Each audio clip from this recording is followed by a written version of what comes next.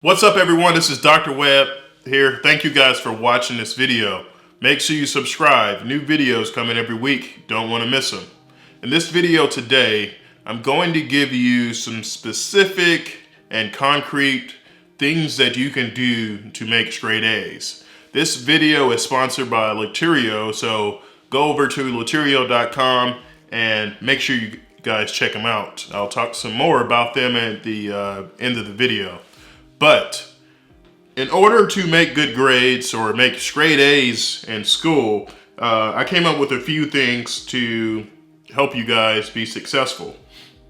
I've taken a lot of tests kind of in my medical career, from college, during the pre-med years, to medical school, to residency, and then getting ready to prepare for my boards, for my orthopedic surgery boards. So after your medical school, after your residency, and depending on your specialty, you take your specialty board exams to become board certified orthopedic surgeon, or whatever specialty that you're going into.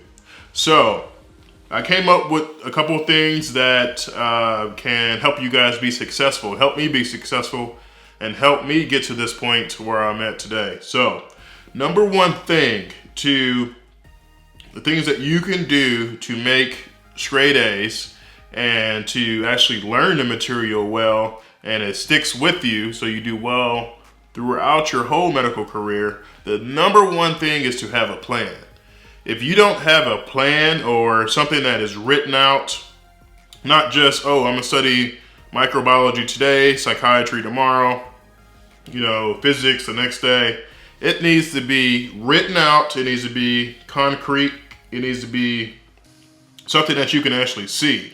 Before I study for any exam, whether step 1, step 2, step 3, whether that's my board exams for orthopedic surgery, I sit down and take a couple hours, or even if it takes a day, to come up with a full schedule so that I know exactly what I'm going to be studying for each particular day and what I need to accomplish. So for my board exams, to give you an example, before I even started kind of my grunt of the studying, I sat down and I came up with a schedule.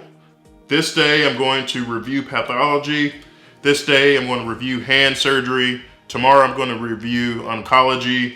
I'm going to do these questions, and every week, on the weekends, every Saturday, I'm going to take a full exam, an 8-hour exam. Once you have that plan, it helps you to just kind of check things off as you go through those weeks or through those months. But the second thing is to actually stick to that plan.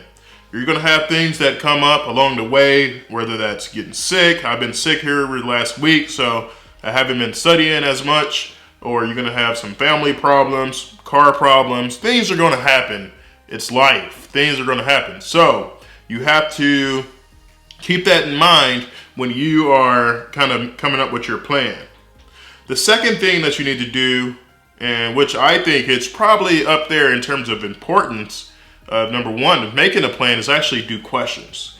If you are at the last couple days or week or so before your exam, I think it's better to just do questions. I think questions will tell you whether you know the information well enough, whether you understand the material. So the more questions that you do in any exam, the better. So if my classmates in med school did 100 questions for our exam, I did like 500 questions. I think for step 1, before I even sat down for those 6 weeks, so we get 6 weeks to study for step 1, I had already did the whole Q bank of UWorld before I even sat down for those 6 weeks, and that's like 2,500 questions. So the more questions you do, the better.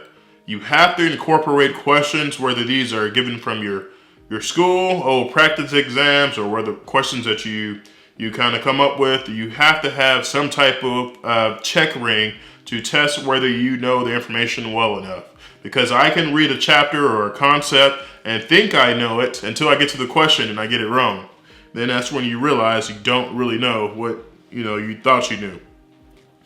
This next thing is to reinforce your knowledge with spaced repetition. Spaced repetition is essentially going over the material multiple times over a prolonged period of time.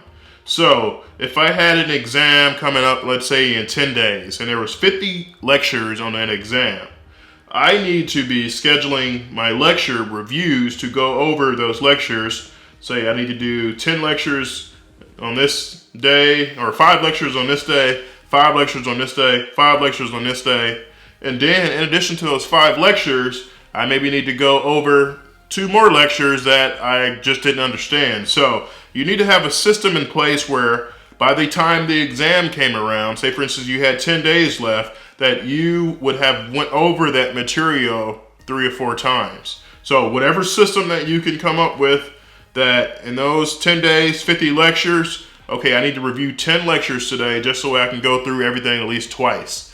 So that's spaced kind of repetition. And that repetition is going to help you be successful, because the more times that you see it, the easier it is going to be to remember the information and also get it into your brain. So, and the last thing is to do more questions. I can't overemphasize it enough that the more questions that you do, the better. So if I had the decision to do more questions or read a chapter, I would do more questions any day.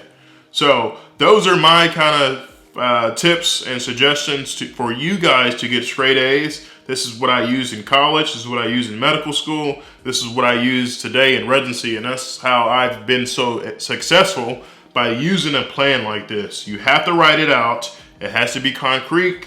You have to list exactly what you want to accomplish. And I didn't go to bed until it was done. The second thing is to do questions. The third thing is to reinforce your knowledge and space repetition. Have a system where you're reviewing that material over and over again before the exam. And the last thing is to do more questions.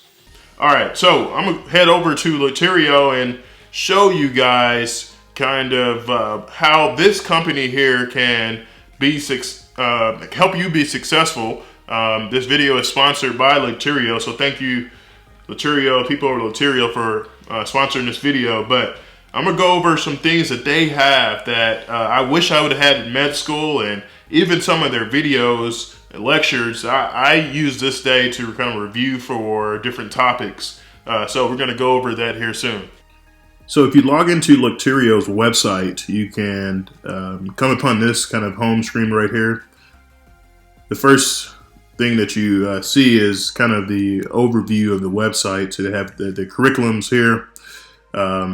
They have all medical courses, or you can select, you're a medical student and then you're studying for, let's say, the step 1, and my next exam is step 1. So click on that and it will bring up kind of the courses and videos that they have for step 1.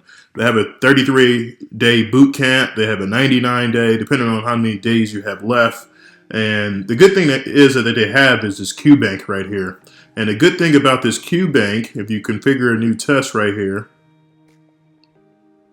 is that you can select subjects. Say for instance, you want to do just a general overview test of all subjects, or if you're studying like respiratory, you can just do respiratory. So I'll do like 20 test questions, and I'll start this test.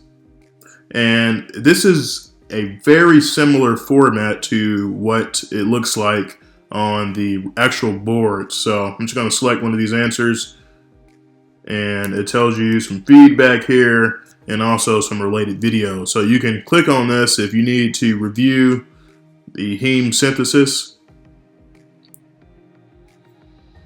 Click on this video right here and it will take you back to explanation and a video that it kind of explains that subject matter. So I thought this was very helpful, that you can have immediate feedback as well as some references to first aid. So even the 2019 version.